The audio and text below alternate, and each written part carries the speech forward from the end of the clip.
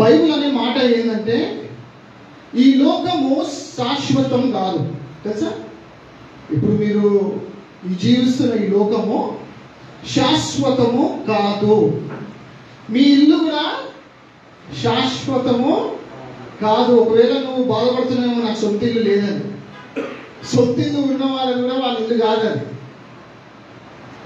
అది ఏదో చెప్పుకోనికి సొంత ఇల్లు అని అనుకుంటాం. పక్క వారికి చెప్పుకోలేకో లేకపోతే ఎవరికో చెప్పుకోలేకో సొంత ఇల్లు, సొంత గృహము, లేకపోతే మాకు ఇంత పెద్ద స్థలం ఉంది అని చెప్పేసి మనం కూడా అనుకుంటాం. కానీ అదే శాశ్వతము కాదు. ఎందుకంటే ఈ భూమి ఆకాశము గతించిపోతుందని యేసయ్యనే అన్నాడు, తెలుసా? అవునా? ఆమేన్.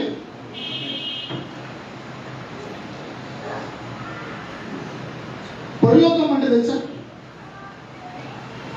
పరలోకం అంటే తెలుసా? విన్నారా? పరలోకం గురించి విన్నారా? పరలోకం మనకు తెలియదు, ఎందుకంటే మనం ఇంకా పోలేదు కాబట్టి. కానీ పరలోకం గురించి బైబిల్ మాట్లాడుతుంది. ఎందుకు మాట్లాడుతుందంటే మనకు ఒక మంచి ఎంకరేజ్మెంట్ ఇవ్వని కోసమే.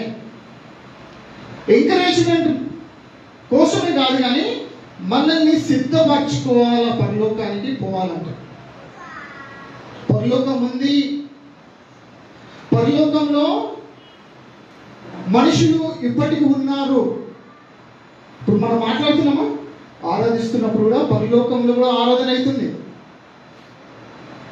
మనగా మనుషులు మనకన్నా ముందు చనిపోయిన వాళ్ళు, యేసు ప్రభువులు నిద్రించిన వాళ్ళు, వాళ్ళందరూ కూడా ఇప్పుడు నేడు పరలోకంలో ఉన్నారు. పాస్టర్ అమ్మ పరలోకంలో ఉన్నారు. ఇప్పుడు కొంతమంది అంటే మామూలుగా ఒక డిబేట్ ఉంటుంది, చనిపోయిన వెంటనే వాళ్ళు దేవుళ్ళు నిద్రిస్తారు కానీ పరలోకానికి వెంటనే వెళ్ళిపోరని అనుకుంటారు. కానీ అది కాదు. ఆత్మ అనేది పరలోకంలో ఉంటుంది. స్టెఫెన్ని చంపినప్పుడు, స్టెఫెన్ని రాయి తీసి చంపిరా? తెలుసా స్టెఫెన్ ఎవరు? స్టెఫెన్ ఎవరు?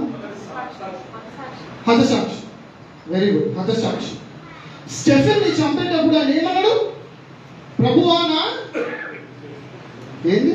ఓకే, అపోస్తలుల కార్యములు 7వ అధ్యాయము 59వ వచనము చదవండి. తెలుగు బ్రదర్ కిషోర్ చదువుతారు.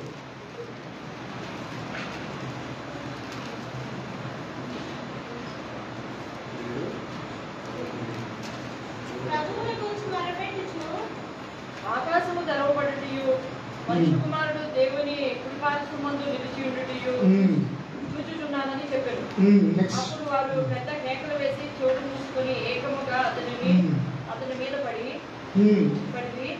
పట్టడము వెలుగులకి అతన్ని వెళ్ళగొట్టి రాను చూపి చంపి సాక్షులు పోయి పౌలు అని ఒక ఎవరిని పాదముల యొక్క తన వస్త్రమును పెట్టి ప్రభువును కూర్చి మొరపెట్టుచు యేసు ప్రభువా నా ఆత్మను చేర్చుకొనుమని, నా ఆత్మని చేర్చుకో అంటే నా ఆత్మని తీసుకో ఆయన వారు ఆయనను రాళ్లతో కొట్టిరి. అతను మోకాలు నుండి ప్రభువా వారి మీద ఈ పాపము మోపకుమని గొప్ప శబ్దంతో పలికెను. ఈ మాట పలికి నిద్రించెను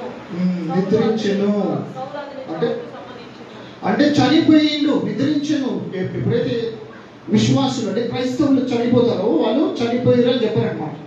నిద్రిస్తున్నారు. ఎందుకంటే మన దేహాలు నిద్రిస్తున్నాయి, మన ఆత్మ మాత్రము పరలోకానికి వెళ్ళిపోతుంది, దేహం మాత్రము భూమిలో నిద్రిస్తున్నట్టు. ఎప్పుడైతే యేసుప్రభు రెండో రాకడలో ఆ కేక పెట్టి మనం లేపినప్పుడు మన ఆత్మ అనేది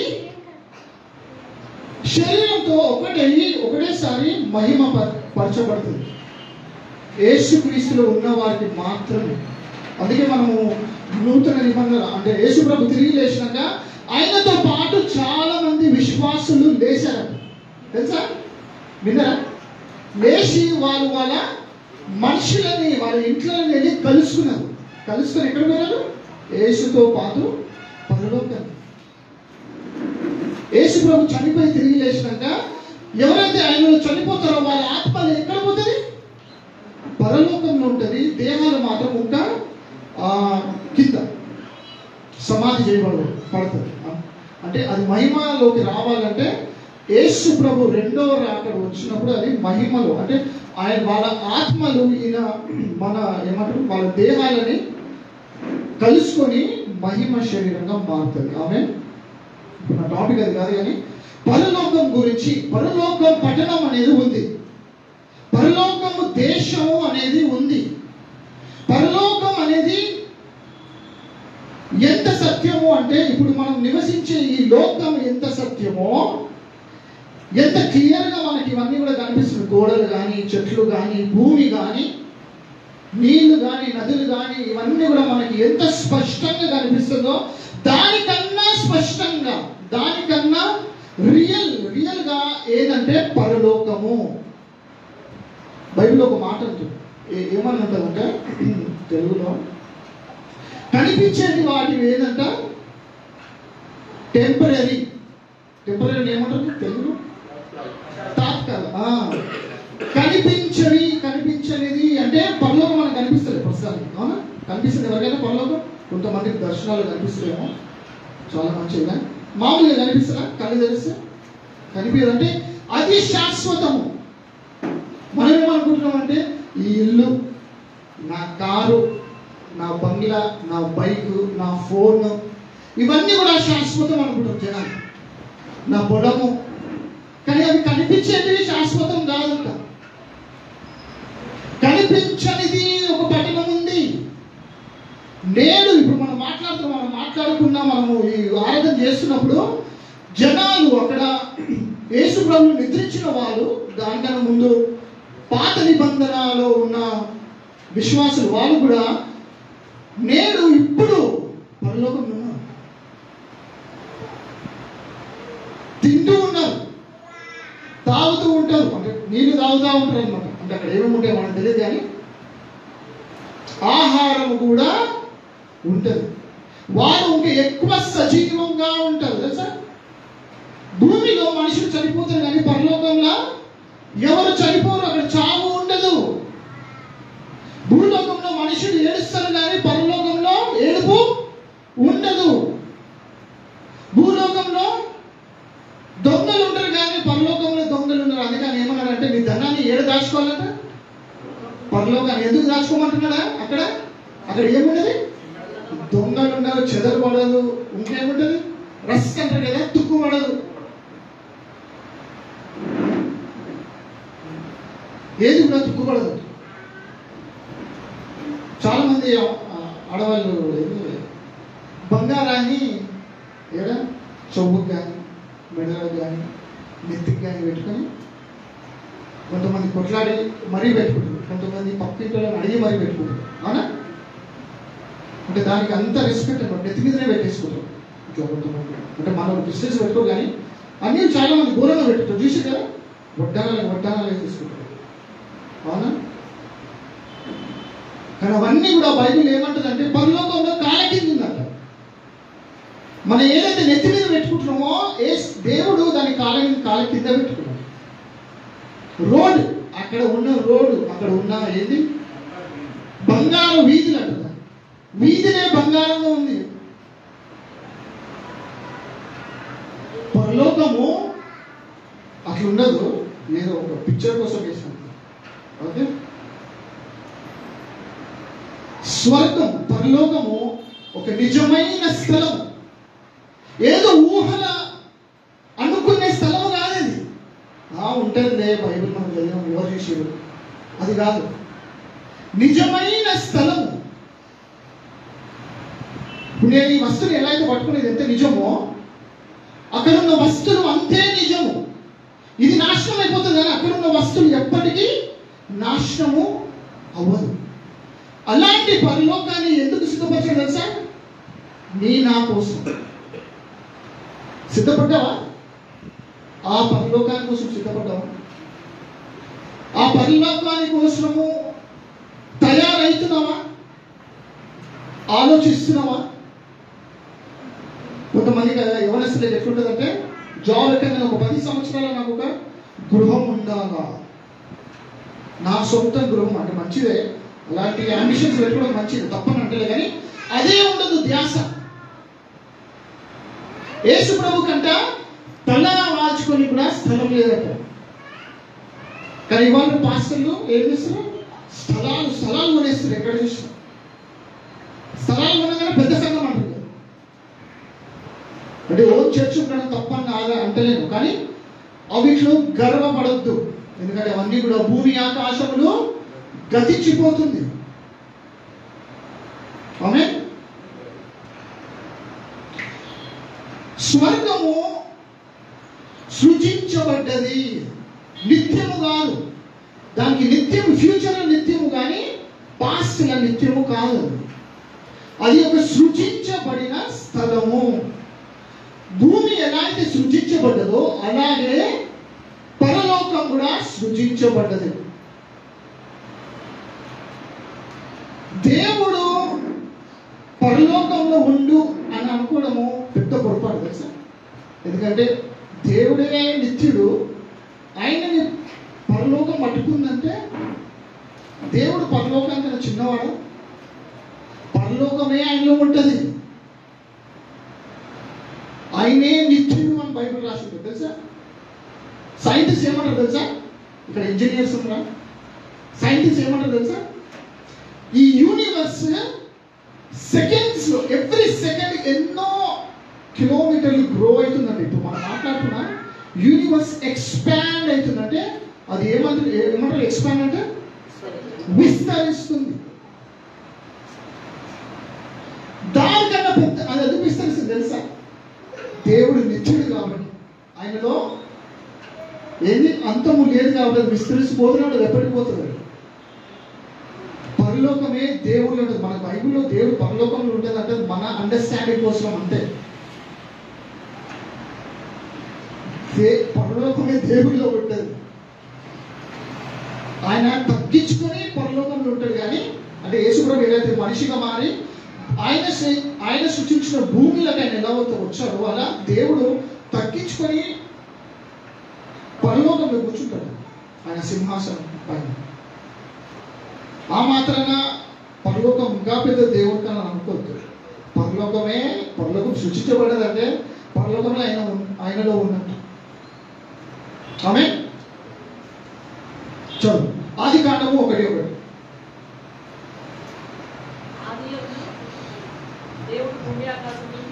ఆది యందు దేవుడు భూమి ఆకాశములను సృష్టించినట్టు. భూమి సృష్టించినప్పుడే దేవుడు దేన్ని సృష్టించినట్టు? ఆకాశం. అయితే దేవుడు ఆకాశంలో లేడు కాబట్టి ఇక్కడ ఆకాశంలో రాసింది. ఇంగ్లీష్లో ఏముంటుందంటే హెవెన్స్. హెవెన్స్ ఆకాశములు అంటే ఒక ఆకాశం కన్నా ఎక్కువ. ఇక్కడ ఆకాశం అని రాసి కరెక్ట్ ట్రాన్స్లేషన్ కాదు. కరెక్ట్ ఏమని రాసి ఉంటుందంటే హెవెన్స్. హీబ్రూలో ఏమని ఉంటుంది? షమాయిమ్. షమాయిమ్ అంటే పరలోకములు. అంటే ఒక పరలోకం కన్నా ఎక్కువ ఉన్నట్టే. తెలుగులో ఆకాశములు అని రాసి కానీ చాలా చిన్న అర్థం వచ్చేస్తుంది. ఆకాశం అంటే మనం ఇప్పుడు చూసిన ఆకాశం అర్థం కూడా ఉంది, కానీ దాన్ని కూడా దేవుడు ఏమని పిలిచిందంట? పరలోకము అని. లేకపోతే ఏమంటారు? ఆదికాండము 1:8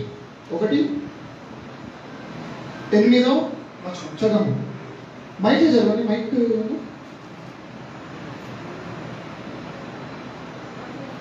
మనం పరలోకంలో ఏం చేయబోతాము అనేది చూపిస్తాం. దేవుడు ఆ విశాలమునకు ఆకాశం అని పేరు పెట్టాను. అస్తమయమును ఉదయమును కలుగుగా రెండవ దినం. ఆ విశాలమైన ఆకాశానికి ఏమని పేరు పెట్టిందంట? ఆకాశము అని పేరు పెట్టిన. ఆకాశం ఇప్పుడు నేను చెప్పినది ఎంతకుముందు ఆకాశం అన్నప్పుడు అంతా ఇంగ్లీష్ బైబిల్ ఏమంటుంది? హెవెన్ అని పేరు పెట్టి, పరలోకం అని పేరు పెట్టి. ఏది మనకి ఇప్పుడు కనిపించే ఆకాశం, అట్మాస్ఫియర్, అదొక ఆకాశం. మొదటో ఆకాశం. చాలా మంది షాక్ అయ్యింది. మొదటో ఆకాశం అయింది, రెండవ ఆకాశం అయింది. బైబిల్లో చూద్దాం. ఓకే, టెన్షన్ పడకండి, వాక్యాలన్నీ చేస్తాం. యెషయా గ్రంథము 42వ వచనము, 42వ అధ్యాయము 5వ వచనం. ఆకాశములను సృజించి వాటిని విశాలపరిచి. ఆకాశముని సృజించినట్ట దేవుడు, దాన్ని విశాలపరిచినట్టే. మనం చూసే ఈ ఆకాశము దానిలో దేవుడు ఏమని పిలిచాడు? According to English language heaven, పరలోకం. రైట్, చెప్పు. భూమిని అందులో పుట్టిన సమస్తమును పరచి దాని మీద ఉన్న జనులకు ప్రాణమును దానిలో నడుచు వారికి జీవాత్మను ఇచ్చుతున్న దేవుడైన యెహోవా ఇలాగూ సెలవిస్తున్నాడు. ఫస్ట్ లైన్ ఏమంటుంది? ఆకాశములను సృజించి, ఆకాశము సృజించబడిన వాటిని విశాలపరిచి. ఆకాశము సృజించబడిన స్థలం ముందు నుంచి లేదు, దేవుడు దాన్ని సృజించింది. సామ్స్ కీర్తన గ్రంథము సామ్స్ 8:3-4 చదవండి. నీ చేతి పని అయిన, ఇది రెండవ ఆకాశం. చెప్పండి. నీ చేతి పని అయిన నీ ఆకాశములను నీవు కలుగజేసిన చంద్ర నక్షత్రములను, చంద్ర నక్షత్రాలు ఏదైతే ఉన్నాయో అంటే దాని స్పేస్ అంటే ఫస్ట్ అట్మాస్ఫియర్, ఆకాశం కనిపించేది అంటే మబ్బులు ఇవన్నీ కనిపిస్తాయి కదా. దాని తర్వాత స్పేస్. నీవు మనుషుని జ్ఞాపకం చేసుకున్నకు వాడు నీవు నరపుత్రుని దర్శించుటకు వాడు. సో మళ్ళా ఫస్ట్ నీ చేతి పని అయిన నీ ఆకాశములను నీవు కలుగజేసిన చంద్ర నక్షత్రములను, చంద్ర నక్షత్రాలు, సూర్యం, ఇవన్నీ కూడా ఉన్న స్థలము కూడా ఆ స్పేస్ ని కూడా ఏమంటారంట? ఆకాశం, లేకపోతే హెవెన్.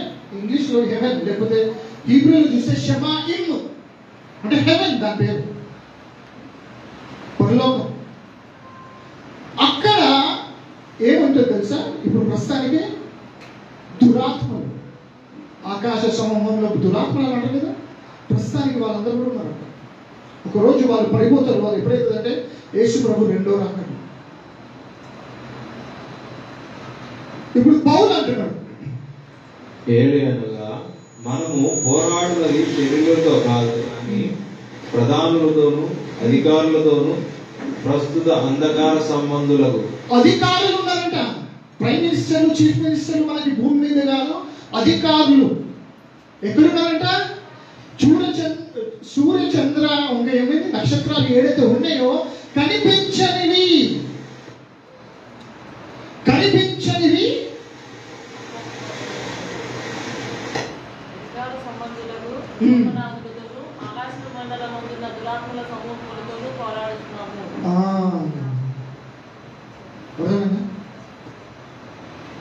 రెండవ పరలోకంలో ఇవన్నీ కూడా ఉన్నాయి. ఎందుకంటే ఆదాము ఎప్పుడైతే పడిపోయాడో ఆ శక్తిని శాతానికి ఇచ్చిందనమాట. ఇది ఒక వేరే సబ్జెక్ట్. చెప్పండి. ఇప్పుడు పౌలు అంటున్న మాట వినండి బాగా. క్రీస్తు నందున్న ఒక మనుషుని నేను ఎరుగుదును, అతడు 14 సంవత్సరముల క్రిందట మూడవ ఆకాశం. ఇప్పుడు అర్థం లేదా? ఇప్పుడు పౌలు అన్న మాట మూడవ ఆకాశం అంటే రెండవది ఉంది, ఫస్ట్ ఒకటోది కూడా ఉంది. అంతేనా? ఇది క్లియర్. ఈ వచనం ప్రకారం మనకు క్లియర్గా అర్థమైంది. 3 ఆకాశాలు మాత్రం ఉంది, 4, 5 ఉందేమో మనకు తెలియదు, కానీ 3 మాత్రం క్లియర్. 3వ ఆకాశానికి పౌలు ఆయన కొనిపోయబడ్డాడు. అక్కడ పోయి దేవుడు అంటే పరిశుద్ధాత్మ, తండ్రి, ఇంకా తండ్రి అయిన దేవుడు, కుమారుడైన దేవుడు, పరిశుద్ధాత్మ దేవుడు మాట్లాడుకోవడం ఆయన విన్నాడట. ఆ విని చెప్పలేని విషయాలు ఆయన విన్నాడట. బ్రదర్ చెప్పండి. సోదరుడు. 3వ ఆకాశమునకు కొనిపోబడింది, అతడు శరీరంతో కొనిపోబడినో నేను ఎరుగను, శరీరం లేక కొనిపోబడినో నేను ఎరుగను, అది దేవునికి తెలియదు. అట్టి మనిషిని నేను ఎరుగుదును, అతడు పరదేశంలోనికి కొనిపోబడి. పరదేశం ఏంటంట? దాని ఏమని పేరు పెట్టి ఇంకా పరదేశము. ఇప్పుడు పరదేశం యేసు ప్రభు చనిపోక ముందు పరదేశం ఎక్కడ? కింద భూమిలో. అందుకే ఆయన ఏమన్నారు? యోనా ఎలా అయితే 3 దినాలు 3 రాత్రులు ఎట్లా చాప కడుపులో ఉండేనో అలాగే మనిషి కుమారుడు భూగర్భంలో కింద పాతాలు ఇంకా అబ్రహాం భుజం అంటారు, లేకపోతే పరదేశి, అవి కింద ఉండే. అందుకే ఆ ధనవంతుడు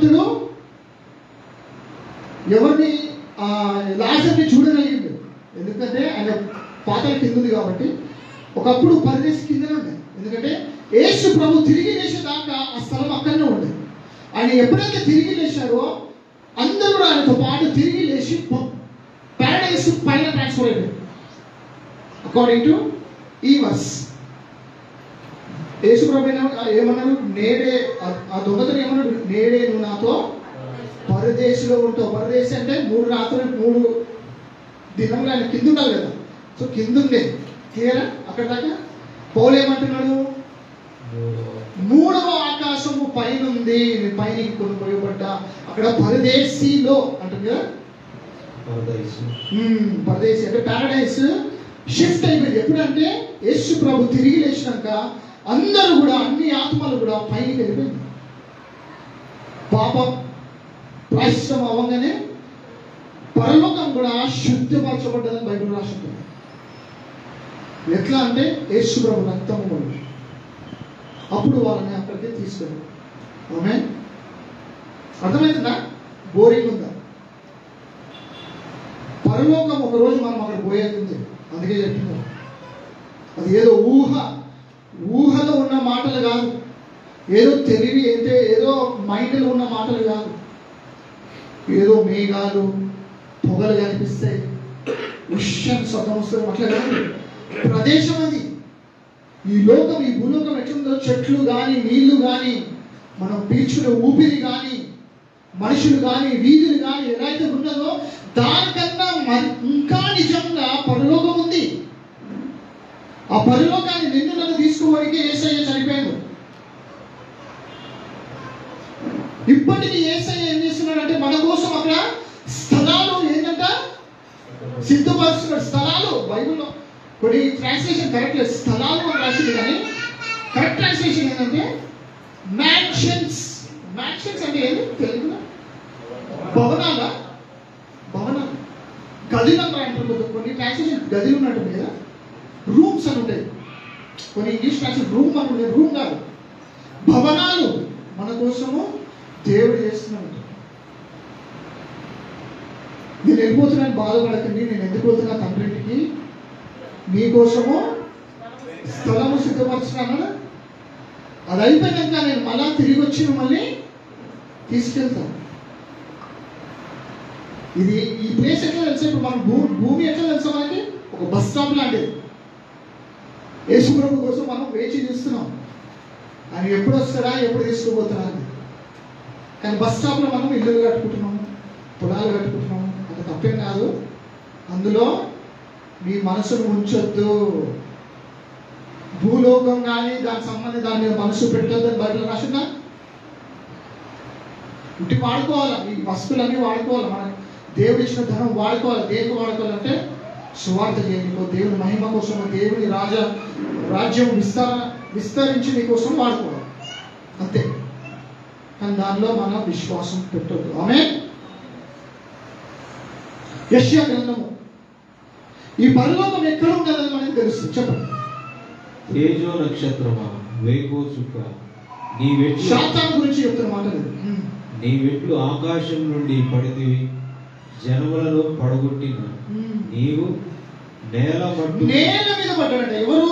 శాతాను పైనుంచి, అంటే పరలోకం పైన ఉంది, పైనుండి నేల మీదకి పడ్డాడంట. నేల ఉంటుంది కింద, ఇక్కడ ఉంది. సౌత్, నార్త్ లో పరలోకం ఉంది. బైబిల్లో క్లియర్గా రాసి దొరికితే చదవండి. Next verse. నేను ఆకాశములకు ఎక్కిపోదునను, దేవుని నక్షత్రములకు పైగా నా సింహాసనం హెచ్చించుకొందును. నక్షత్రములు పైన అంటే నక్షత్రం ఒక పరలోకం, దాని పైన ఇంకో పరలోకం, దాని పైన కూర్చుంటాడు. అంటే దేవుడి లాగా కూర్చున్నాం అనుకుంటున్నాను. ఉత్తర దిక్కున సభా పర్వతం మీద. ఉత్తరం అంటే నార్త్ సైడ్. చాలా మంది అంటారు బైబిల్ అంతా ఫేక్, బైబిల్ నార్త్ అని. హెవెన్ నార్త్ అంటే పరలోకం నార్త్, ఉత్తరం దిక్కులో రాష్ట్రుడి సైంటిస్ట్ అంటారు. కానీ స్పేస్ లెక్క ఎట్లా తెలుస్తుంది ఈస్ట్ వెస్ట్ నార్త్ సౌత్ అని అంటారు. మనకు అర్థం కాదు ఏంటంటే సన్ ఎడికి రైజ్ అవుతుంది. ఈస్ట్ వెస్ట్ నార్త్ సౌత్ ఉంది కదా. సౌత్ అంటే కింద, ఈస్ట్ వెస్ట్ నార్త్. నార్త్ పైన, పరలోకం పైన ఉంది. అందుకే యేసయ్య ఏమన్నాడు, నేను మిమ్మల్ని తండ్రి నేను పైకి వెళ్తున్నా అనే ఏది శిష్యులు చూస్తుండగా ఆయన ఎత్తపడ్డాడు కదా, ఎడిపోయినా లెఫ్టా రైటా? పైకి, north. So haven is in the north. పరలోకం. అందుకే మనము తలను పైకెత్తి ప్రార్థన చేస్తాం, అంటే దేవుడు పైకి. అది ఆచారం కాదు తలను పైకి ఎత్తడం ప్రార్థన చేసినప్పుడు. ఇట్లా అంటారు కదా కొంతమంది. ఎందుకు అంటున్నారంటే పైన ఉన్నాడు దేవుడు, పాతాలు కిందకుంది. కొంతమంది కింద తెల్లబెట్టి ప్రార్థన చేస్తారు, అన్నిలు. కొంతమంది జాగ్రత్తగా ఉండాలి, దేవుని ప్రార్థిస్తారు.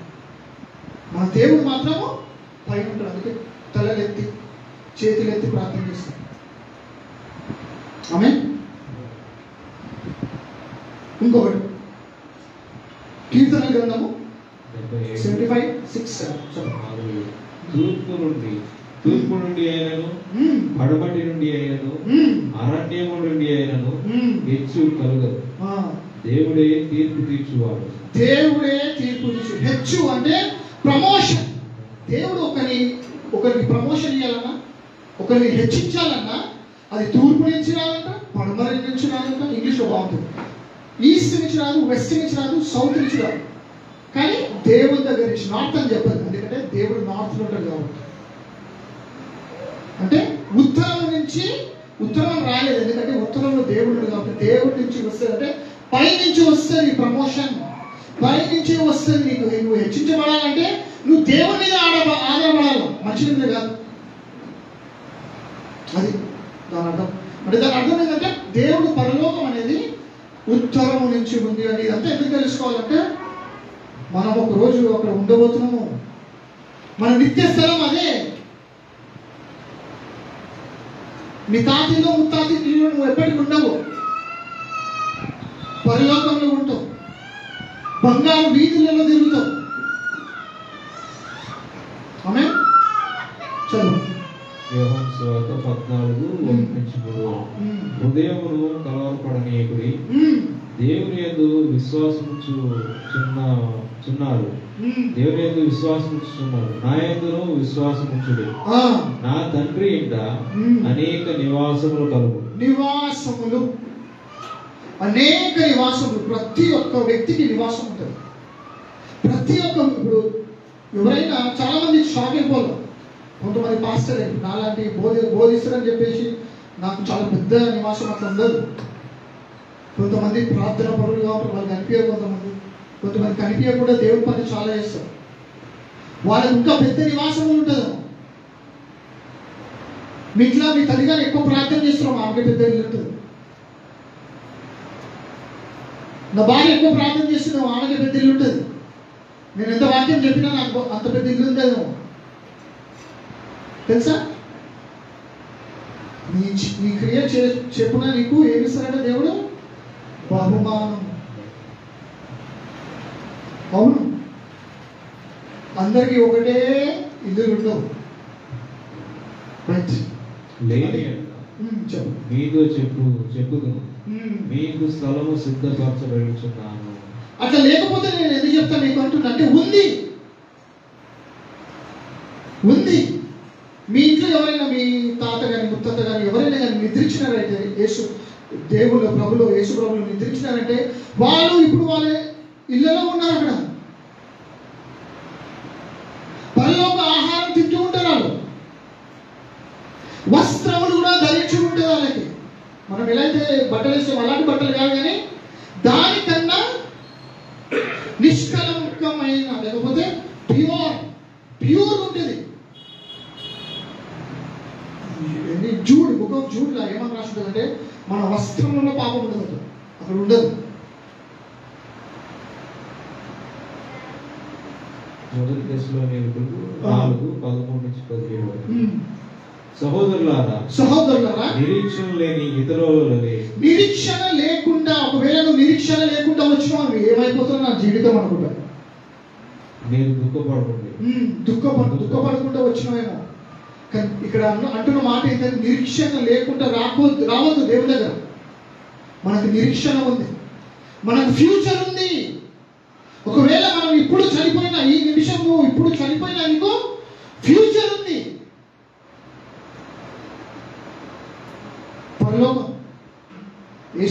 చదవండి.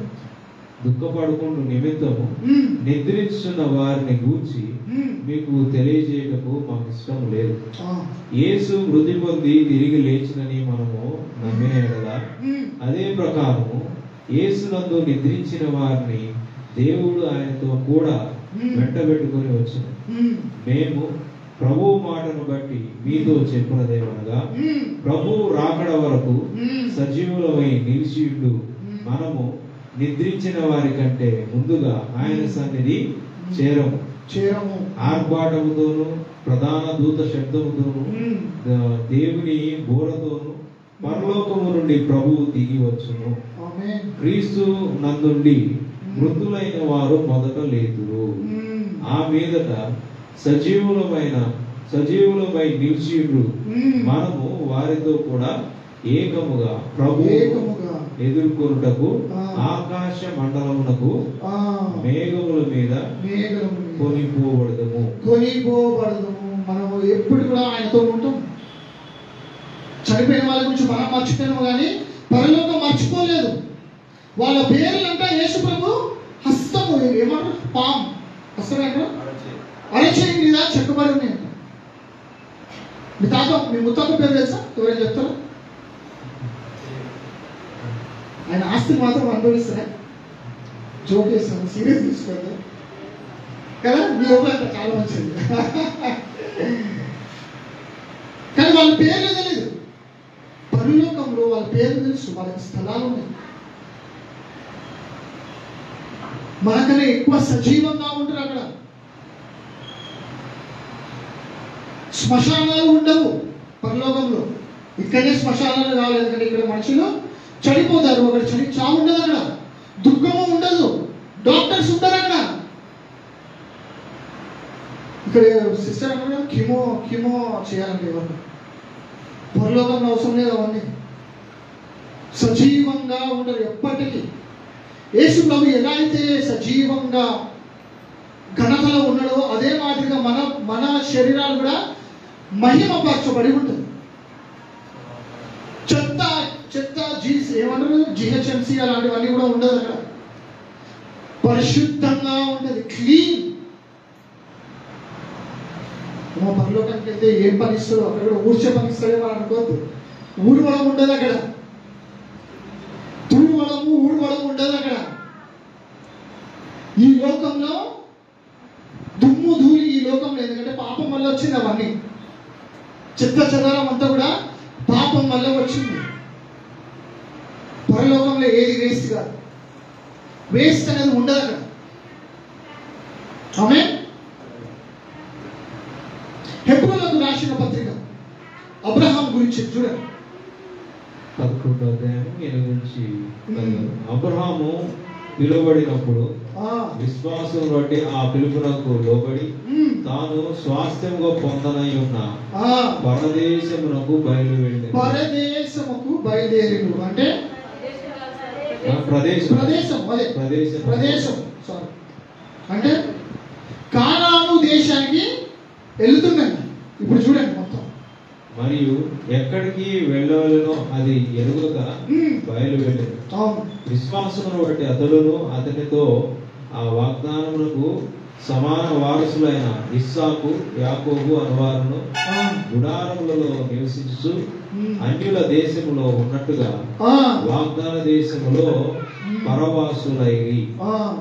ఏలైనగా వాగ్దానం భూమి ఆయనకు ఎలాంటిదంట, పరదేశములక్కనే. ఆయన సొంతం అని అనుకోలేదంట. నెక్స్ట్, ఏలైనగా దేవుడు దేనికి శిల్పియు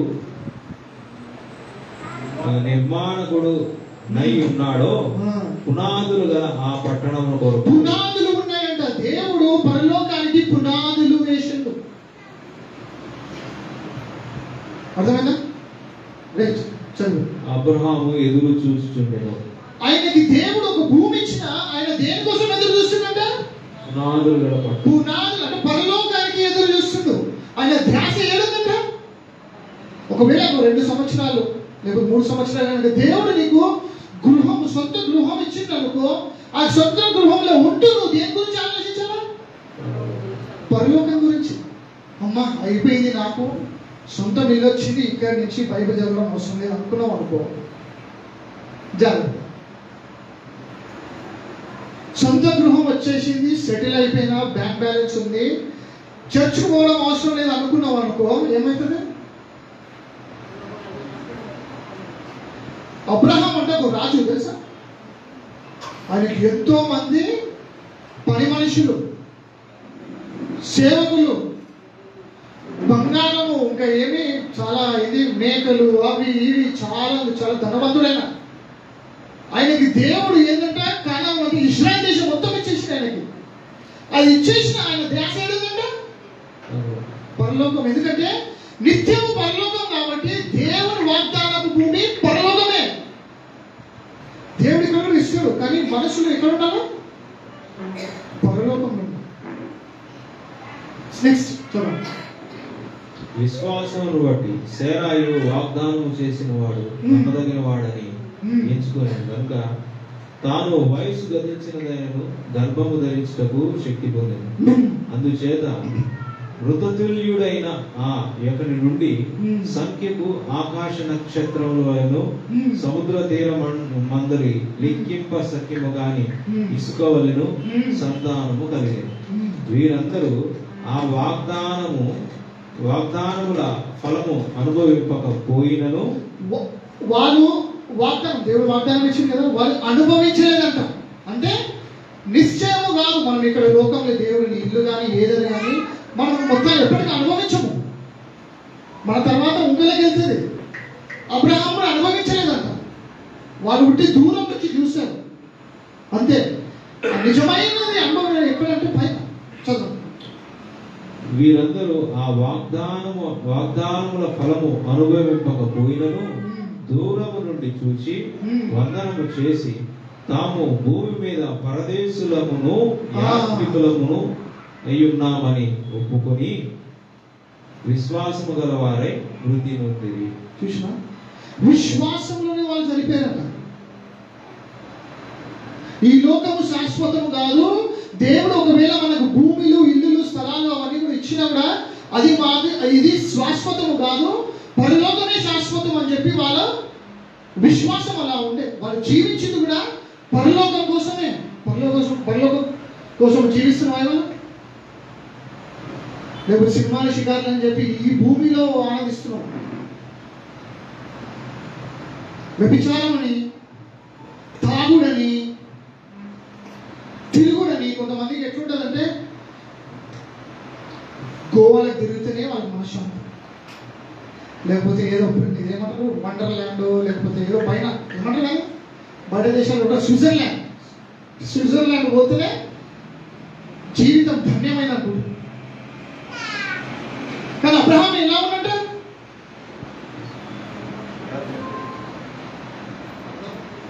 పరలోకము యాత్రికున్నా, సొంత ఇల్లు ఉన్నా, సొంత భూమి ఉన్నా, సొంత దేశం ఉంది ఆయనకి. మనలాగే భూమిది కాదు, దేశం వచ్చేసి దేవుడు ఆయనకి. అది ఉన్నా ఆయన ధ్యాస మాత్రం ఎక్కడుందంట?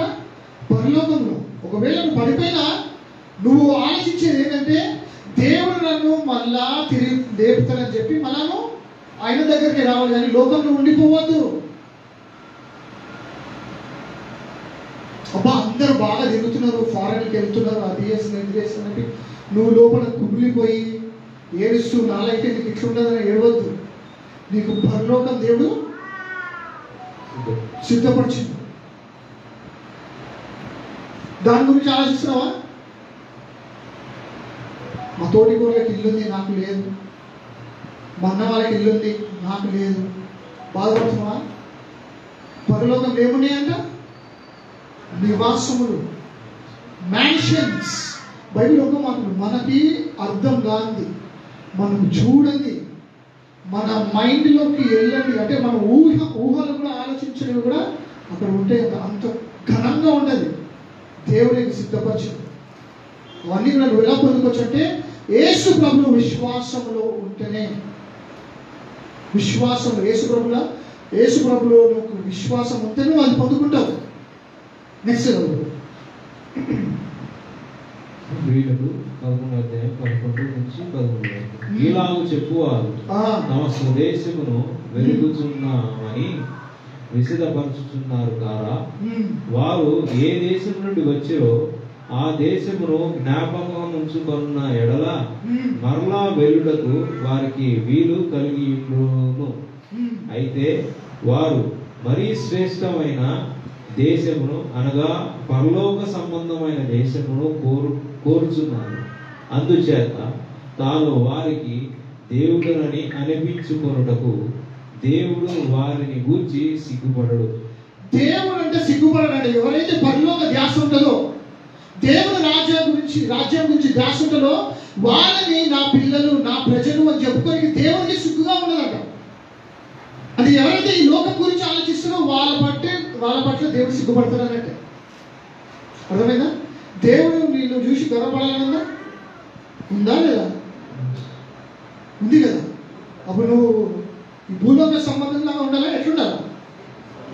పరలోక సంబంధం, దేవుని సంబంధికులుగా, దేవుని రాజ్యము కట్టే వాళ్ళ చూసే వాళ్ళ ఉండాలి. అప్పుడే దేవుని చూసి ఏంటంట సంతోషిస్తాడు. ఆయన వారి కొరకు ఒక పట్టణము సిద్ధపరిచి ఉన్నాడు. వాళ్ళ కోసం పట్టణం ఉందంట. పట్టణం అంటే ఏదో చిన్న పట్టణం ఇట్లా కాదు. ఎవరు లెక్క చేయని జనాలు అంత ఉంటుందంట బైబిల్ రాష్ట్రం. మనం చూద్దాం, త్వరగా వెళ్ళిపోతాయి. నెక్స్ట్ రాజుల మొదటి రాజు మికాయా ఆయన ఒక ప్రవక్తలనేది యెహోవా సెలవిచ్చిన మాట ఆలకించుము. యెహోవా సింహాసనాసీనుడై ఉండగా పరలోక సైన్యమంతయు ఆయన కుడి పార్శ్వమున ఎడమ పార్శ్వమున నిలిచి ఉండుట నేను చూచుకుని.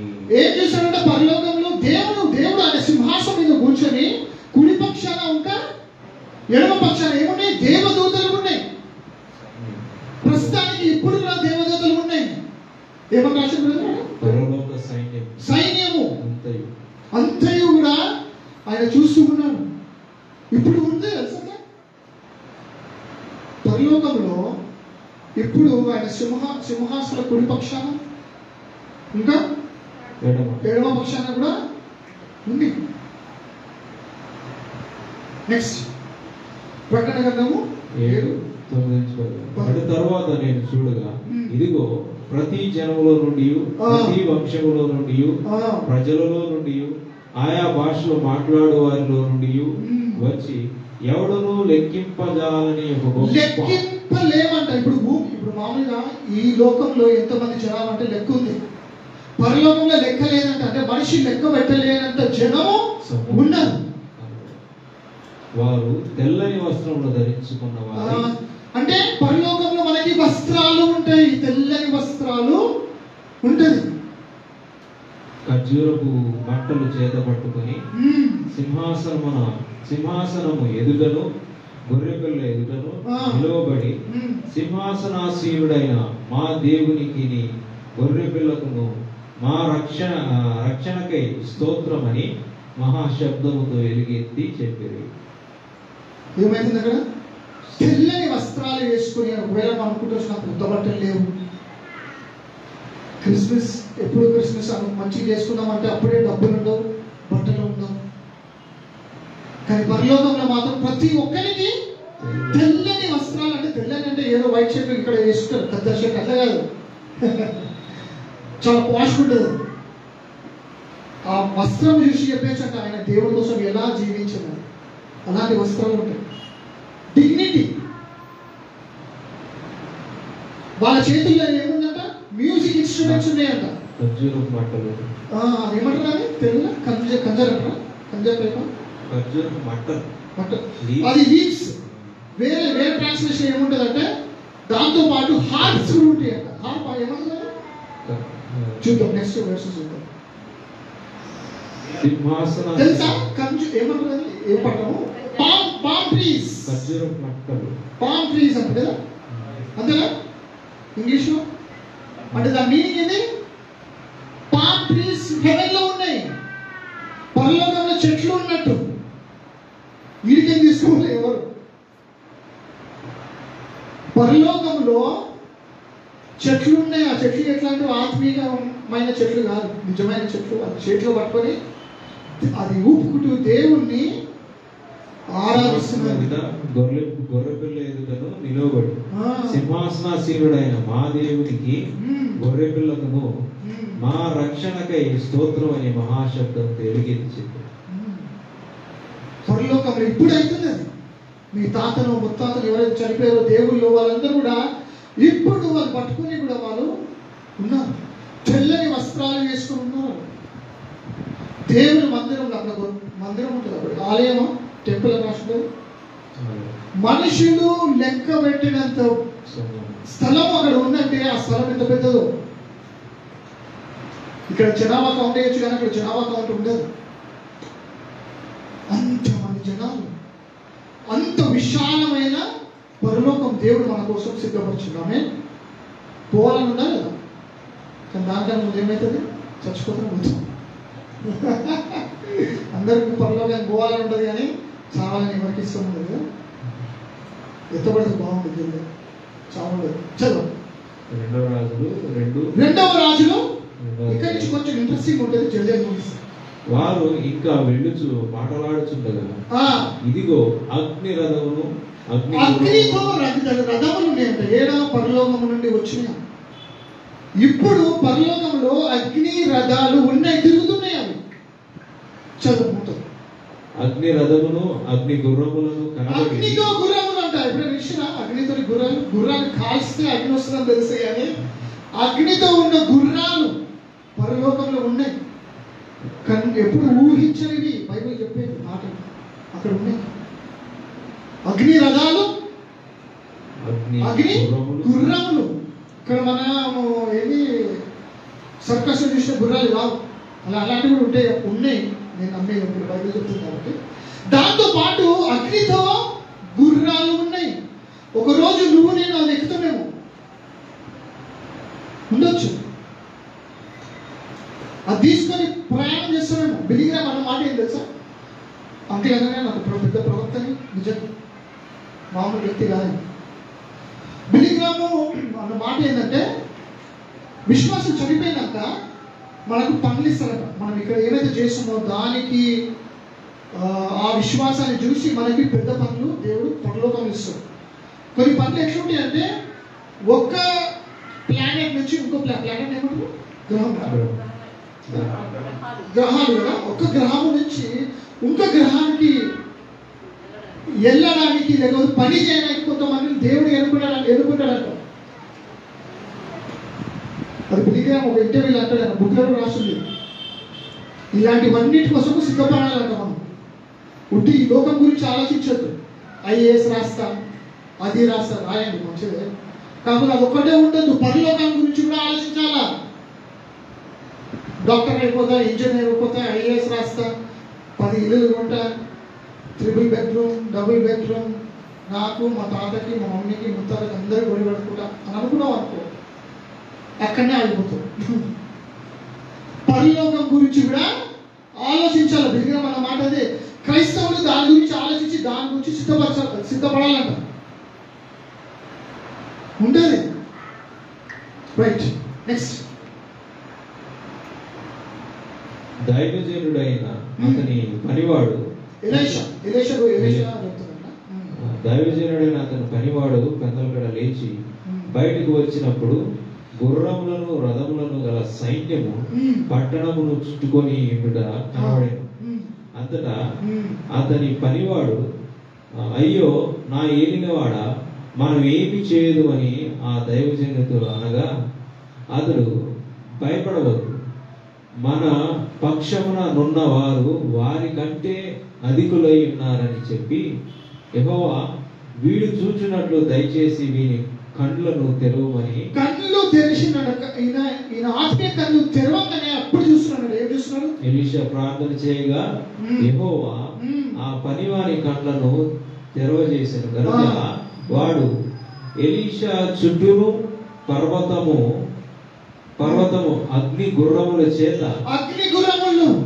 రథముల చేతను నిండి ఉన్నాయి. ఎప్పుడైతే వాళ్ళ ఆత్మీయ కళ్ళు తెరవబడ్డదో ఒకరోజు మన ఆత్మీయ కళ్ళు కూడా తెరవబడుతుంది. మనం ఒకవేళ నిద్రిస్తే యేసు ప్రభులో మన ఆత్మీయ కళ్ళు ఇక్కడ కళ్ళు మూస్తాము, అక్కడ కళ్ళు తెరుస్తాం. ఇక్కడ ముయ్యగానే వెంటనే కళ్ళు తెరుస్తాం పరలోకంలో. అప్పుడు ఇవన్నీ కూడా కనిపిస్తే మనకు. అవును, ఏది ఊహలకు ఉందన్న ఊహ కాదు, నిజం ఇది. ఈ లోకం ఎంతైతే నిజమో పరలోకము దానికన్నా నిజము. ఆ పట్టణానికి మనం వెళ్తున్నాం. ఇది ఒక మార్గము మాత్రమే మనం ఇప్పుడు ఉన్నది, ఒక బస్ స్టాప్ లాంటిది.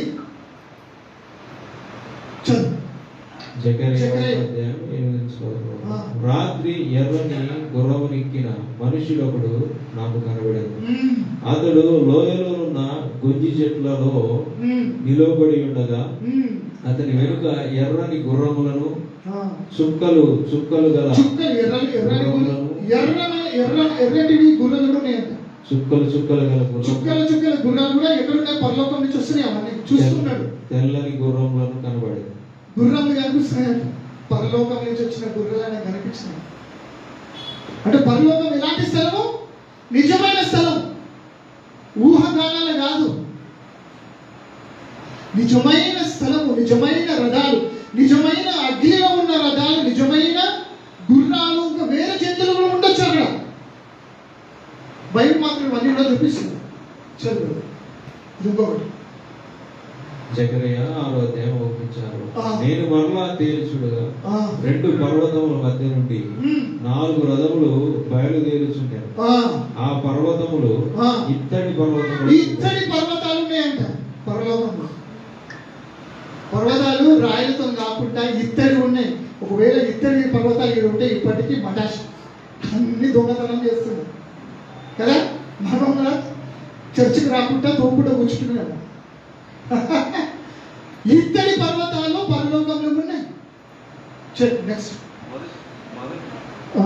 మొదటి రథమునకు ఎర్రని గుర్రములు, రెండవ రథమునకు నల్లని గుర్రములు, మూడవ రథమునకు తెల్లని గుర్రములు, తెల్లని నల్లని ఎర్రని గుర్రాలు ఉన్నాయంట పరలోకంలో. నాలుగవ రథమునకు చుక్కలమైన గుర్రములు ఉన్నాయి. పరలోకంలో గుర్రాలు ఉన్నాయి. నువ్వు కూడా ఒక రోజు దాన్ని ఎక్కి వెళ్తావు. బిఎండబ్ల్యూ ఉందా అంటే ఉండదు అక్కడ. ఎందుకంటే మనుషులు చేసుకునే, దేవుడు చేసుకునే మాత్రం అక్కడ ఉంటాయి. అవి మామూలుగా ఉండవు. బిఎండబ్ల్యూ ఇవన్నీ కూడా ఎట్లా కనిపిస్తుంది తెలుసా? దాని ముంగట రోల్స్ రాయిస్ కానీ బిఎండబ్ల్యూ కానీ ఇంకేమిటి బెన్సా పెద్ద కార్లు, రోల్స్ రాయిస్ పెద్దనా? ఓకే, రోల్స్ రాయిస్ అవన్నీ కూడా ఎట్లా కనిపిస్తుంది తెలుసా? పరలోకంతో పోల్చుకుంటే చెత్తగా కనిపిస్తాయి. నిజంగా పరలోకంలో అంతా పాష్ ఉంటుంది. ఎందుకంటే గోల్డ్ కాళ్ళ కింద పెడతారంటే ఊహించుకో. బంగారం మన కాళ్ళ కింద ఉంటుందంటే మన కాళ్ళ కింద ఇప్పుడు ఏముంది? దుమ్ము ధూళి. పరలోకంలో ఏముంటుంది? బంగారం ఉంటుంది కాళ్ళ కింద పెట్టి. నెక్స్ట్ ఇది ప్రకటన గ్రంథంలో. మరియు పరలోకము తెరవబడి పరలోకం తెరవబడగానే ఏమొచ్చింది బయటికి చూడండి. అప్పుడు ఇదిగో తెల్లని గుర్రం ఒకటి కనబడింది. తెల్లని గుర్రం కూడా ఉంది. ఆ పైన పరలోకం నుంచి వస్తుంది. దాని మీద కూర్చొని ఉన్నవాడు నమ్మకమైన వాడును, అది యేసు ప్రభువే, సత్యవంతుడును అను నామము గలవాడు. ఆయన నీతిని బట్టి విమర్శ చేయుచు యుద్ధం జరిగిస్తున్నాడు. ఆయన నేత్రములు అగ్ని జ్వాలల వంటివి. ఆయన నేత్రమే అగ్ని జ్వాల. ఆయన శిరస్సు మీద అనేక కిరీటములు ఉండెను. వ్రాయబడిన ఈ యొక్క నామము ఆయనకు కలదు. అది ఆయనకే గాని మరి ఎవరికి తెలియదు. రక్తములో ముంచబడిన వస్త్రము ఆయన ధరించుకొని ఉండెను. మరియు దేవుని వాక్యము అను నామము ఆయనకు పెట్టబడి ఉన్నది. ఎవరు? యేసుప్రభు ఏంది? దేవుని వాక్యము. ఆది అంటూ ఏముందా? వాక్యము. ఆయన ఫస్ట్ వస్తున్నాడు. ఎక్కడి నుంచి? పరలోకం నుంచి తెల్లని గుర్రం మీద వస్తున్నాడు. అంటే ఆ గుర్రం ఎక్కడి నుంచి వస్తుంది? పరలోకం నుంచి వస్తుంది. నెక్స్ట్ వాళ్ళ ఇంకా ఎవరు? చదువు. పరలోకమందున్న సేనలు. సేన ఇప్పుడు మొత్తం ఆ 19వ అధ్యాయం మొత్తం చదివితే ఆ సేన ఎవరు కాదు. అందులో దూతలు ఉన్నాయి, ఆయనతో పాటు మనము కూడా ఆయనతో పాటు వచ్చి ఈ లోకంలోకి వస్తున్నాం అన్నమాట, ఆక్రమించుకోనికి. అంటే పరలోకంలో ఉన్న గుర్రాలు కూడా ఒక రోజు ఈ లోకం మీద, ఈ భూమి మీద కాలు పెట్టబోతుంది. ప్రతి నేత్రం కూడా చూస్తుంది. ఆయనతో పాటు ఆ గుర్రాల మీద మనం కూడా ఉంటాం. దేవుడు నీకోసం ఒక గుర్రము సిద్ధపరిచింది. ఆమేన్. దానికి పెట్రోల్, ఫుడ్, గడ్డి ఏం అవసరం లేదు, ఎప్పటికీ ఉంటుంది బలంగా. అనుకుంటున్నచ్చు మెయింటెనెన్స్కి ఖర్చు అవుతుందేమో, కానీ అలాంటివి ఉండదు. పరలోకంలో యేసు ప్రభు నీ కోసము నా కోసము తెల్లని గుర్రం ఇంకెన్నో ఉండొచ్చు, కానీ అది మాత్రము ఉంది. ఆయనతో పాటు మనం తిరిగి వచ్చి ఈ లోకాన్ని ఏమంటారు, రూల్ చేస్తాం. చదవండి అయితే కదా. పరలోకమందున్న సేనలు శుభ్రమైన తెల్లని నారబట్టలు ధరించుకొని బట్టలు తెల్లని గుర్రములెక్కి ఆయనను వెంబడించుచుండెను. బట్టలు ఉన్నాయంట, బట్టలు ఎవరు కుడుతున్నట్ట అనుకోవచ్చా, తెలియదు. చదువు. అందువలన వారు దేవుని సింహాసనం ఎదుట ఉండి రాత్రి పగళ్ళు ఆయన ఆలయములో ఆయనను సేవిస్తున్నారు. ఆలయంలో సేవిస్తున్నారు. ఇంతకుముందు చదివిన ఆలయంలో లెక్క పెట్టని జనాలు ఉన్నారు. ఎంత పెద్ద ఆలయమో అనుకోండి. ఇప్పుడు ఇక్కడ ఈ వరల్డ్లో పెద్ద ఆలయం ఏది? కల్వరి టెంపుల్ అంటారు, పెద్ద ఆలయం. అందులో వరంగల్ అందులో 1,00,000 మంది కూర్చోలేదు. మళ్ళీ దాన్ని పెద్దదంటారు కదా. 3-4 సర్వీసెస్ ఎందుకు పెట్టుకుంటారు అంటే జనాలు ఒకటేసారి కూర్చోలేదు. కానీ పరలోకంలో ఆలయం ఏదంట, లెక్కించలేని మంది కూడా కూర్చోడానికి ఎంతో విశాలంగా ఉంటుందో ఆలోచించుకోండి. మనుషులు గొప్పలు చెప్పుకోనికే మా పెద్ద చర్చ్ అన్నట్టు. వరల్డ్స్ బిగ్గెస్ట్ చర్చ్ అంటే, కానీ బిగ్గెస్ట్ కాదు, స్మాలెస్ట్. వరల్డ్ మొత్తం కూర్చొచ్చు అట్లా, అదేదో గొప్పలే. కానీ పరలోకంలో ఏంటంట, లెక్కలేని జనాలు, మనుషులు లెక్క పెట్టని జనాలు కూడా ఆ ఆలయంలో ఉన్నారు. చదువు. సింహాసనాసీనుడైన వాడు తానే తన గుడాను వారి మీద కప్పును. మరియు పరలోకమందు దేవుని ఆలయము తెరవబడగా దేవుని నిబంధన మందసము కనిపించింది. ఆయన ఆలయంలో కనబడేది.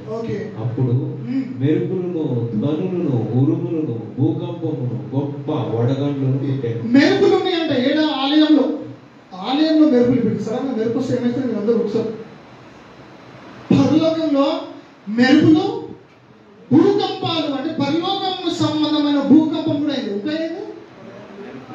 మెరుపులు, ధ్వనులు, ఉరుములు, వడగండ్లు. ఆ వడగండ్లు పడుతున్నా ఇవాకేమి అవుతలేదు.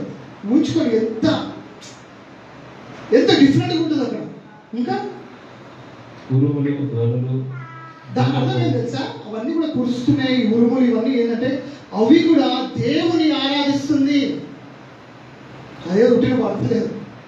ఉరుములు, మెరుపులు ఇవన్నీ కూడా దేవుని ఆరాధిస్తుంది. విశ్వాసంతో సహా ఇవన్నీ కూడా ఆరాధిస్తుంది. భూకంపం కూడా దేవుని ఆరాధిస్తున్నట్టు పరలోకంలో జరుగుతుంది.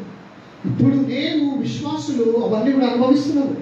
మీ తాతలు కానీ ఎవరైనా ఆత్మీయులు ఎవరైనా చనిపోయినట్లయితే వాళ్ళందరూ ఇప్పుడు అనుభవిస్తున్నారు. ఒక రోజు మనం వాళ్ళని కలుసుకొని వాళ్ళతో పాటు ఇవన్నీ కూడా అనుభవిస్తాం. సిద్ధపడుతున్నారు దాని గురించి ఆలోచించి రా. నిద్ర వస్తుంది ప్రస్తుతానికి మమ్మల్ని వద్దన్నారు. తిందులే, ఇంటి పైన చికెన్ తినండి, పడుకోండి. ఇది నిత్యం కాబట్టి చెప్తాను. చెప్పండి నెక్స్ట్. ఆత్మవశుడనై ఉన్న నన్ను ఎత్తైన గొప్ప పర్వతం మీద కొనిపోయి, అక్కడ పర్వతాలు ఉన్నాయంట. పరలోకంలో ఎత్తైన పర్వతాలు. పరలోకంలో ఏమున్నాయి? పర్వతాలు ఉన్నాయి. ఇంకా నెక్స్ట్. యెరూషలేము అను పరిశుద్ధ పట్టణము దేవుని మహిమ గలదై పరలోకమందున్న దేవుని యొద్ద నుండి దిగువచ్చుట నాకు చూపాను.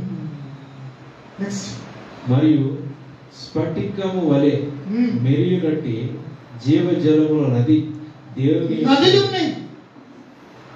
పరలోకంలో ఏమున్నాయి అంటే నదులు కూడా ఉన్నాయి. అందులో నుంచి మనం తాగుతూ ఉంటాం. చెప్పు. గొర్రెపిల్ల యొక్క సింహాసనం వద్ద నుండి ఆ పట్టణపు రాజ వీధి మధ్యను ప్రకటించుట ఆ దూత నాకు చూపాడు. ఆ నది యొక్క ఈ వలను ఆ వలను జీవ వృక్షం ఉండేది. జీవ వృక్షాలు కూడా ఉన్నాయి. ఇక్కడ ఉన్న వృక్షాలు ఎండిపోతాయి కదా, అక్కడ జీవ వృక్షము. వృక్షాలు కూడా మాట్లాడతాయి మనతో తెలుసా. అక్కడ జంతువులు మనతో మాట్లాడుతుంది తెలుసా. బిలాం అంటారా? బిలాంతో ఏం మాట్లాడింది? గాలి మాట్లాడింది. ఇప్పుడు ఎందుకు జీవులు మాట్లాడుతుంటే ఆదాము పాపం వల్ల ఇవన్నీ కూడా మూగపోయినాయి. కానీ పరలోకంలో అన్ని కూడా మాట్లాడుతాయి. అక్కడ పోయినాక సడన్ గా నీ పెంచుకున్న కుక్క వచ్చి నీ పేరు ఏంటి పిలిచి నాకు భయపడద్దు. అవన్నీ కూడా పరలోకంలో ఉన్నాయి. అవునా? చదివిరా? అవ్వతో ఏం మాట్లాడింది? సర్పం మాట్లాడింది. ఏ భాషలో తెలియదు కానీ మాట్లాడింది. పరలోకంలో మాట్లాడితే కొన్ని జీవాలు, కొన్ని అది అన్ని. రైట్. పరలోకంలో చెప్తాడు, యెహోవా మోషేను చూసి, ఇదిగో నేను ఆకాశం నుండి మీ కొరకు ఆహారమును. ఆకాశం నుంచి ఆహారం ఉందంటే ఆకాశంలో ఆహారం ఉంటది. ఎప్పుడు స్తుతే చేయాలా, లంచ్ టిఫిన్లు పెట్టరా అంటే ఉంటుంది. ఎలాంటి ఆహారం అంటే పరలోకమైన పరలోక ఏమన్నా రాసింది అక్కడ?